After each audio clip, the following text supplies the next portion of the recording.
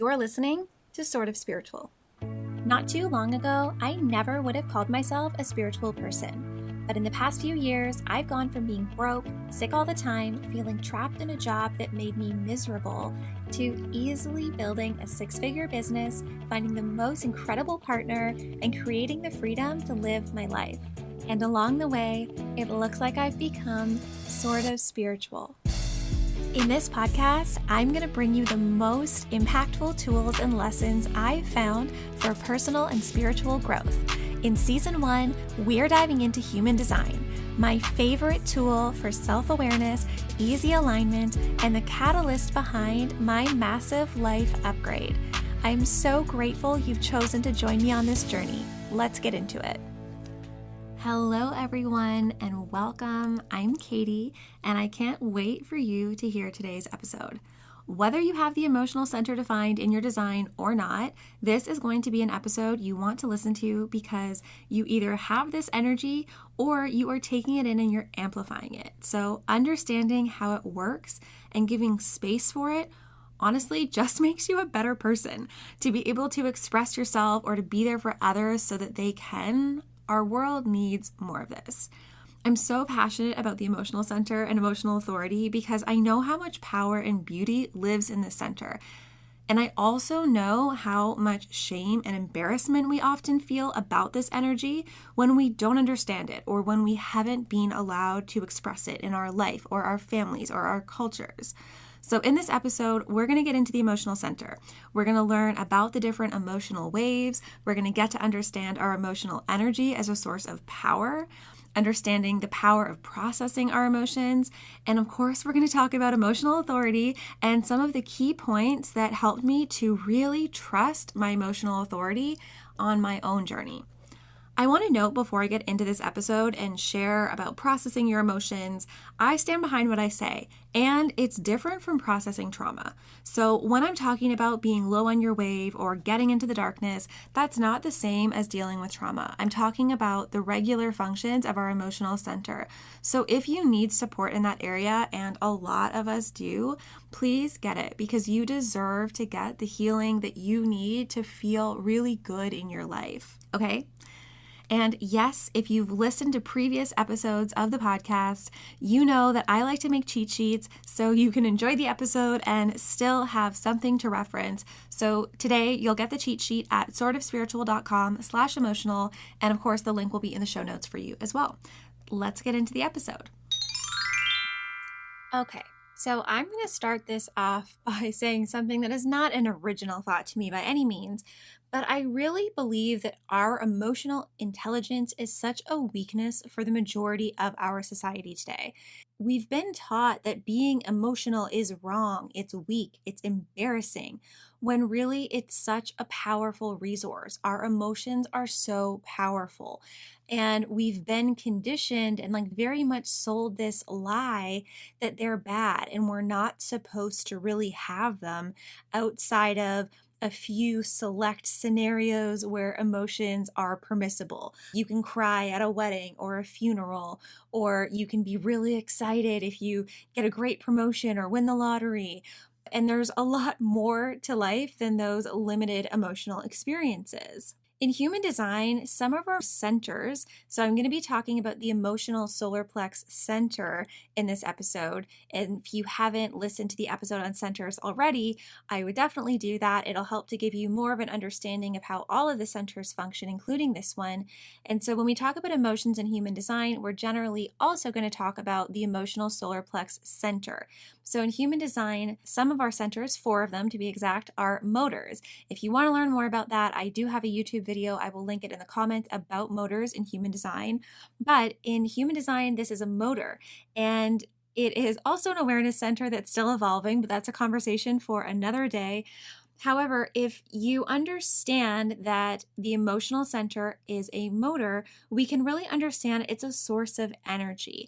And we can begin to look at this center differently and something that is so powerful and so necessary. But most of us have never been taught how to use this energy, how to harness this power, how to understand it, how to express it, and how to be around other people when they're emotional. It's kind of the majority of us have been taught to just stop it, stop the emotions, stop the anger, stop the sadness, stop the whatever. It's uncomfortable. So let's do a quick little emotional center 101.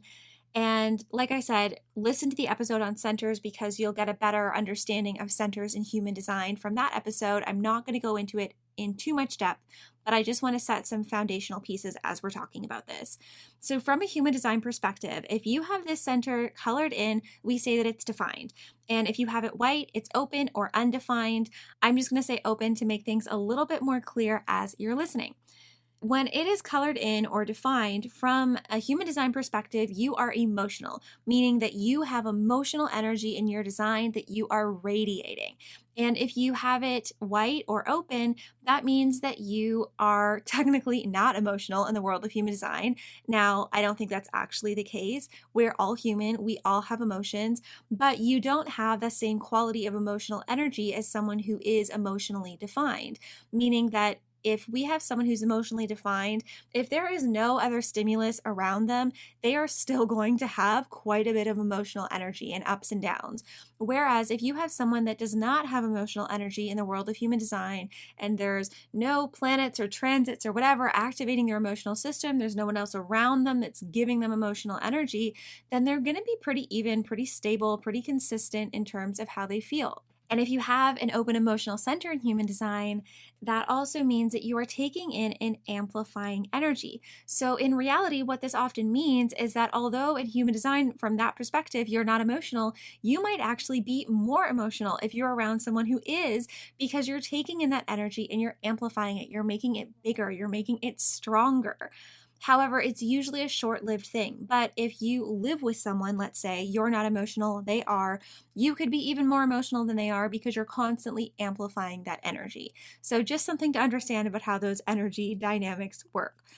As a whole, I believe it is going to be profound for our planet, for society, to understand emotional energy, to know how to harness emotional energy, to know how to use emotional energy. So that's what we're going to talk about a little bit more now, to give you a better understanding of what your emotional energy or what the emotional energy of someone in your life is potentially like. In human design, we say that emotional energy works in waves, as in there are highs and there are lows. So the wave goes up and it goes down and it goes up and it goes down, and there's not really a stop to it. It goes up and it goes down kind of in perpetuity forever. And there's different qualities to different types of waves. So if you have an emotional wave, depending on the wave, I like to say that in this lifetime, it's like we chose to be on a roller coaster. If we're selecting what this ride is going to be in this life that we're in, we chose a roller coaster. And I often joke with clients that if you're expecting to be on a roller coaster and it turns out to be a roller coaster, you're having fun, right? Some of the moments might be scary. Some of them might be dark. Maybe you go through a tunnel or underwater or whatever. Maybe some moments are boring because you're just kind of making a slow climb. And some are really exciting and thrilling and exhilarating. But if you are expecting to be on a train ride and it starts to feel like a roller coaster, no one's having a good time, right? That's a terrifying experience. I would be freaking the F out. And that's basically what the first 2.5 decades, more than that, really 3 decades almost, of my life was. Thinking that I was supposed to be on this train ride where everything was smooth and calm and whatever, and it was not. I have big feelings. So speaking of these big feelings, in human design, when we talk about waves, there's generally 3 different types of waves that we look at. And I look at it through circuitry. So if you haven't gotten into circuitry in human design, don't worry. I don't know if I'm going to get into it on the podcast, but we essentially have 3 main circuits of energy. And I'll put a little diagram in the cheat sheet for you so you can understand where your energy is in terms of the circuitry. So we have tribal circuitry, individual circuitry, and collective circuitry. And as far as the emotional waves go, there are 3 tribal waves, and these waves tend to be very dependent on your tribe, on your people, on your relationships. Because if everything is good in your relationships, then your emotional state is usually pretty good, pretty balanced. If things are rocky in your relationships, if there's instability, if there are problems, then you really start to notice it. And this isn't entirely true. It's not like you're never going to feel emotions, but this is kind of the generalization of this wave. This wave also tends to have a quality of what we often say as ratcheting up. If you imagine a scenario where you are living with a partner, let's say, and they do a little something and you're like, and it ratchets that wave up a little bit, right? And then they do a little something else and you're like, but it's not a big thing. You're not going to blow up. You're not emotional about it, but there's just that little twinge of like, you know what I mean? And eventually, when you have enough of those ratchets up, it's like a stair step, right? It's like you take one step, everything's fine. Take another step, everything's fine. Take another step, everything's fine. But eventually, after enough of these steps, you have a totally different perspective and you're going to like fall off the top essentially. And the wave kind of explodes. And that's where one person does some little thing that you've done 17 other times. And all of a sudden, it's this big emotional turmoil, fight, explosion, whatever, however you want to put it. Different people are going to express their emotions differently. But it's this idea of these little tiny increments up, and then there's an emotional experience. So that's the tribal wave. So next, let's talk about the collective wave. And the collective wave is usually a slow build up. So it rises slowly, everything's good, and then it bottoms out, and it's just what happened.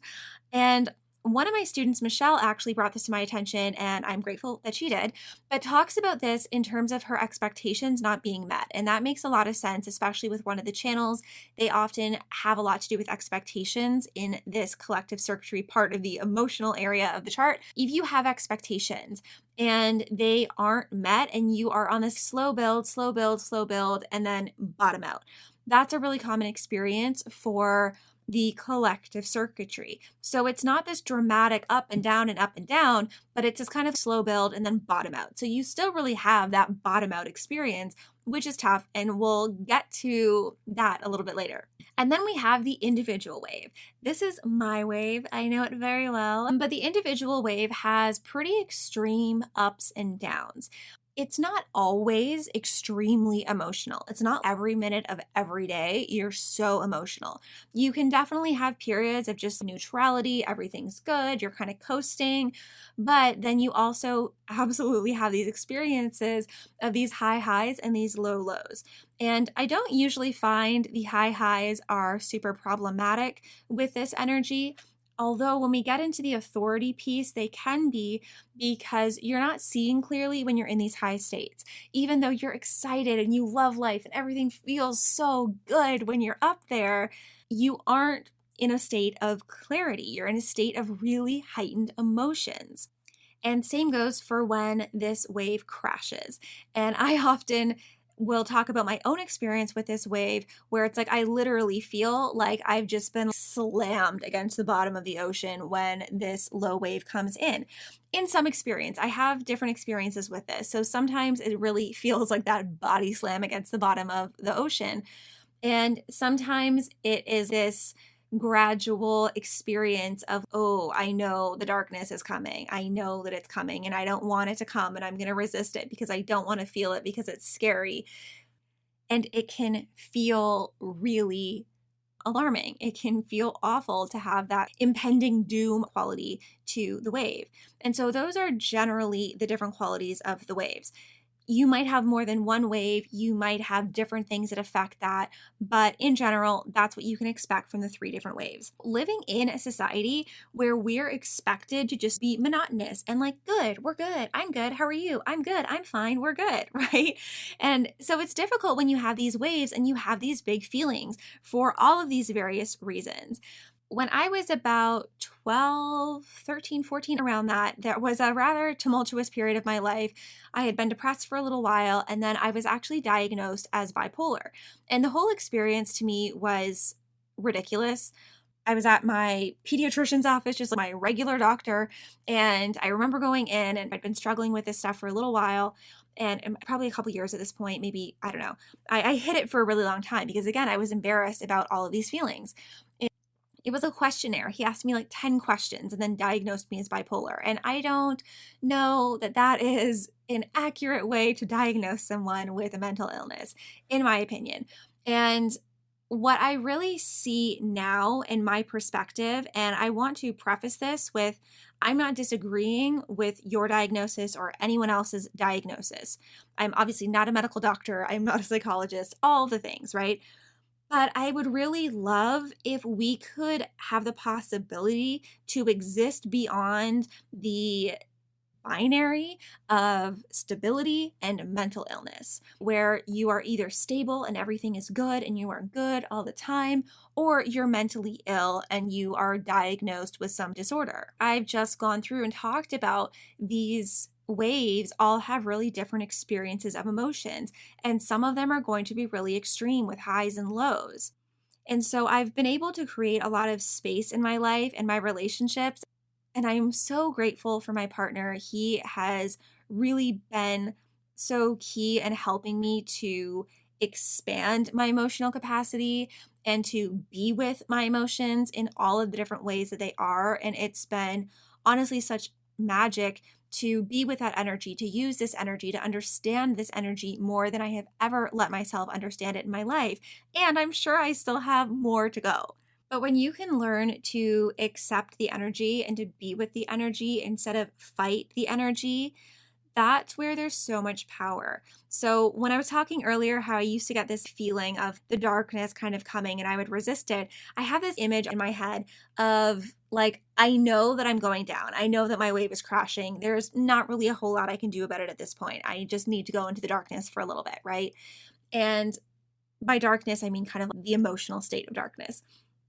And I have this image of me clawing onto the side of a muddy cliff. And I'm sliding down so slowly, so slowly, so slowly, resisting it because I don't want to go to the bottom. I don't want to go there. I don't want to feel those things because they're scary. And like I said, when I was a kid, I was depressed for several years and it was a really, I don't know, heartbreaking time of my life. So after that, every time there was an inkling of that darkness that came near me, it would terrify me because I didn't want to get stuck in years of that again. It was so scary. And so I have this image, like I said, of me sliding down this cliff. And in reality, I just need to get into the mud below. I just need to get a little bit dirty and take 2 steps and get to the other side, and it's fine. But I spend all this time, sometimes it's hours, sometimes it's weeks, sometimes it's months, agonizing and being stuck in this really negative emotional state because I'm unwilling to feel what I need to feel. The truth of the matter is, in this analogy, I need to get into the mud. And I only need to get into the mud for 3 steps. But if I'm going to spend 3 months sliding down this muddy cliff, resisting the mud, okay, I can do that. Or I can just slide right on down, get into the mud, get a little dirty, and then walk to the other side and be good. Either way, I'm going through the mud. But in one way, I'm accepting it, I'm embracing it. It's no worries. There's a shower on the other side. I'll get clean. It's fine. I can wash my clothes. We're all good. Or it's this agonizing experience of resisting and not wanting to go there, even though it's inevitable. And it's so much easier to just allow yourself to feel the emotions, to experience the emotions, to express the emotions. And now I can move through this energy so much quicker, where things that used to last days, weeks, months are minutes, are maybe hours, maybe an afternoon, but it usually doesn't last that much longer than that. And there's so much freedom in being able to have that experience. And listen, your experience of your emotional wave is going to be different than mine, 100%. We have different designs. I can pretty much guarantee that. But I encourage you to learn how to process your own emotions in a way that's safe and in a way that works for you. One of my very favorite ways is dancing or just like shaking up my arms, shaking up my legs, shaking up my booty, whatever it is to just shake the energy out. But crying is also really helpful. And I mean crying, not like a little tear rolls down my cheek. I mean crying, really, truly crying. Exercise can help sometimes. Sometimes it's just pent up energy that needs to get out. Maybe it's journaling, maybe it's therapy, maybe it's talking it out. There's so many different ways that you can learn to express emotions. I really want to go to a rage room. Have you been to one of those where you can take a baseball bat and just break a whole bunch of stuff safely? I think it would be so cool. I lie on my bed sometimes and like throw like a 2-year-old temper tantrum where I thrash my arms and legs. You can't do that for very long before the energy is used up and you're tired. Honestly, try it. Punch a pillow, scream into a pillow. All of these things express the energy. And if you haven't done this, especially as an adult, it can be really weird. I get it. I kind of roll my eyes at myself sometimes for the stuff that I do, but I'm not willing to just resist it and to be in the suck for long periods of time anymore. I'm not. And I would really invite you to find something that works for you and that is powerful for you in your life. And share it with me. Message me on Instagram. If you're not following me, I'm at Sort of Spiritual. There's periods in between the words. But find me there. Let me know if you have other ways of processing emotional energy. I would love to hear them. I think it's so powerful for everybody to learn how to do if you don't already know. And in the cheat sheet, I'll also include some information I have on how to support someone who is emotional. So if you're not an emotional person and when someone gets really emotional, you're like, get away from me. This is so uncomfortable. Please stop. I don't know what to do. I'll include some information on things that you can potentially do to help. And one of my favorite things to do for me, especially, so one of the things with the emotional energy and especially the lows of the emotional wave is that sometimes it's just the wave crashing, especially for the individual emotional wave. I find that this wave is far more likely to just have highs and to have lows for no reason. There's not really an external stimulus to create this up or down. And so when I would go into those low periods, I would then look around and try and see, what is it that's making me feel this way? Is it my job? Is it my work? Oh my gosh, I thought things were going well, but really maybe I'm not fulfilled. Maybe this isn't what I want to do. Or maybe it's my relationship. Maybe he doesn't love me. Maybe I don't love him. Maybe there's this problem. And it's just like you go hunting for problems and then you create problems that aren't really there because you're trying to find a reason for the feeling. And what I've really come to notice, again, especially with the individual emotional wave, that there's not always a reason. Sometimes it's just what it is. So whether this is for yourself or you're supporting someone else with this, I find it can be really helpful to, instead of notice what the emotion is and go searching for the story of the emotion, which then sometimes creates more emotion and kind of gets you into this tailspin of emotional story and trauma and this happened and that happened, and you get more and more upset and it kind of snowballs and spirals in a bad way, is to notice the physicality of the emotion. So instead of going into the details and the story of it, it's I feel a tightness in my throat. I feel this burning feeling across my shoulders and my collarbones. I feel this squiggly feeling in my stomach. I feel whatever it is for you. Notice the feeling, notice where it is, notice the intensity of the feeling. Does it have a color? Does it have a texture? Does it have something to tell you? Or does it just need to be noticed and released? There's an exercise I came across in a book called The Energy Codes. And this book is really about chakras, and she has this cool exercise where you breathe the feeling kind of into this column of energy. So if you can imagine breathing in through your root and out through your head, or vice versa, wherever this energy is located for you, if you create this kind of column of breath going up and down your body and kind of gather in that feeling. So this example of if you feel this in your throat, as you're breathing in through your head, it's that stream of breath gathers the energy in your throat, and then you breathe it out through your root. And if you do this kind of column of breathing, I find that's something that's really powerful for me. So again, learning, experimenting, exploring of how you can create a more powerful relationship with your own emotions. Okay, so I mentioned earlier how emotions are power, right? In human design, they are a motor. So it's a source of energy. They are powerful. And I often like to think of them like a fire hose, where it's like you have this powerful source of energy. And when we understand how to use it, when we understand how to direct the power, it's incredible. But if we believe that it's wrong to use this power, or we're directing it in the wrong way, we might try to then stop the power. We try to keep the water in the fire hose. And I've never actually felt a fire hose. I probably hope to never do that. I think they're a little too intense for me. But if we use this analogy of trying to keep the water in the fire hose, two things happen, right? And when we're talking about our emotions, if we're trying to keep our emotions in, one, we lose out on the power of the fire hose. So we lose out on the power of our emotions. If we're trying to keep the water in the fire hose, we're trying to keep the emotions in, we lose out on all of that capacity because we're not directing it where it could go. So that's part one.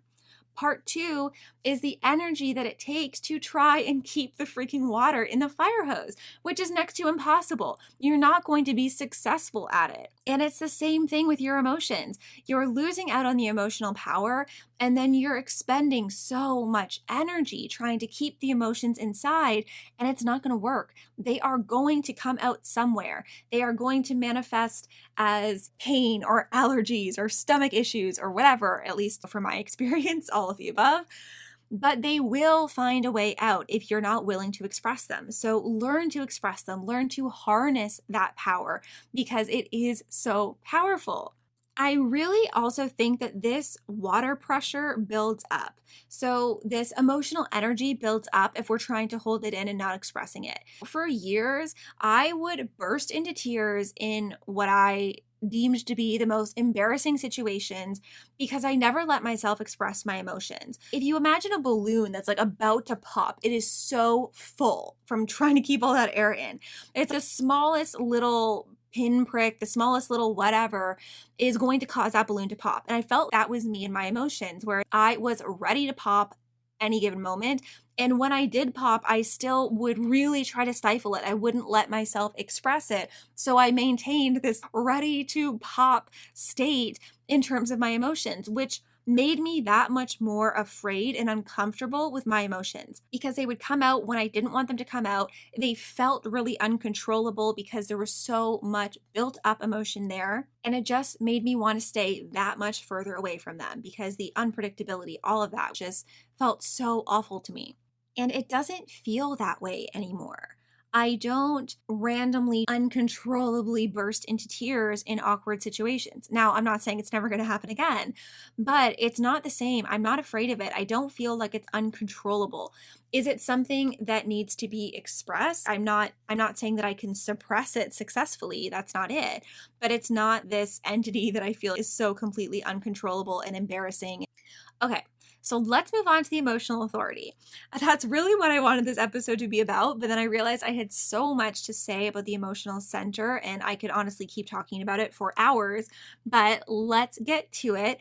However, I really believe that that first part was important because if you don't understand how your emotional energy works, then trying to use that center as an authority is going to be so challenging because it's full of this repressed energy, it's all clogged up, it's ready to burst, and so it's really difficult to use that energy successfully in terms of your authority. And as a reminder, your authority is how you're designed to make decisions in human design. So 50% of the world has emotional authority. It is by far the most common authority. And as a quick summary, if you haven't already listened to the authority episode, or if you don't quite remember, the point with emotional authority is not to make decisions when you are emotional. So this whole idea that you don't have clarity when you're emotional, whether it's quote unquote positive emotions or negative emotions, whether you're high or low on your wave, it doesn't matter. It's not a place of clarity for you. You need to be in that neutral, confident area. And generally, the vibe is to give yourself a couple days to wait out big decisions. But I want to talk about some more things when it comes to the emotional authority. So aside from this whole idea of riding your wave up and down, coming to a place of emotional clarity, because I get that that can feel kind of ambiguous of what does that even mean? When I first heard about emotional authority, I was like, this is not useful. But I've really learned that it is. And so one of the things that I find so helpful is to just stop with the spontaneous decisions. Experiment, right? I'm not telling you to live your life this way for the rest of your life, but just experiment. See what it's for a couple of weeks, for a month, whatever. If you're just like, okay, I'm not going to make spontaneous decisions. I'm going to wait out every decision that I possibly can. Now, I mean, obviously you're not going to, be able to wait to make whatever food decision you're making. However, I really do think that Emotional people can potentially benefit from planning out their food in advance so they're not making emotional food decisions, but that's a whole other thing. So experiment with giving yourself time. Notice the decisions you've made in the past. Do spontaneous decisions work out for you? Do they not? Experiment with not making spontaneous decisions to just see how it goes. And one of the things that Ruhu says is that you may not have awareness of your emotions, but you do have awareness of time, right? You have an awareness of a clock or a calendar. So you may not be connected to your emotions. And this is especially true if your emotional solar plexus is unconscious, or even to a degree if it's not connected to your throat, which most people aren't going to have. And it can be difficult to really understand your emotions or to express your emotions when not everyone is going to have a good awareness of their emotions, and that's okay. But like Ross says, you have an awareness of time. So just decide that you're going to take 2 days to make a decision, or 3 days, or a week, or whatever, and give yourself that time and then make a decision when the time has passed. And here's the thing that I like about that, and that through my experimentation, I have really come to trust this in so many different ways, because often what that time does, yes, it might bring you more clarity, or it might give you confirmation or get you off your emotional wave. However, I find that often through that time, additional information will be presented to you that changes the decision that you would make. I'll give an example of my own life. I have 2 examples actually that are really clear for me right now as I'm thinking about this. One was when I decided to launch my online program, HD School. I had been thinking about creating this online program for a couple of months, and it just didn't quite feel right. And then all of a sudden it was like, okay, it's go time. And it was a Monday night, and I was ready to just get everything, schedule everything, start working. And I was like, okay, Katie, you have an emotional authority. Let's just wait till tomorrow morning, because I know that nothing is going to get in the way. I'm not going to be negatively impacted by respecting my emotional authority. That's something that I've come to trust, and I'll get to that more in a minute. So the next morning, I check my email. I'm about to go for a walk to my office at that time, and I see an email from this podcast that I hadn't listened to really in years. I used to listen to it all the time because I used to be in more of the online marketing kind of space. And I somehow got an email from this person. I don't even know how I was still subscribed to their list, because I didn't get regular emails from them at all. But I see this one email and I was like, oh yeah, I used to love that podcast. I haven't listened to it in so long. Let me go check it out.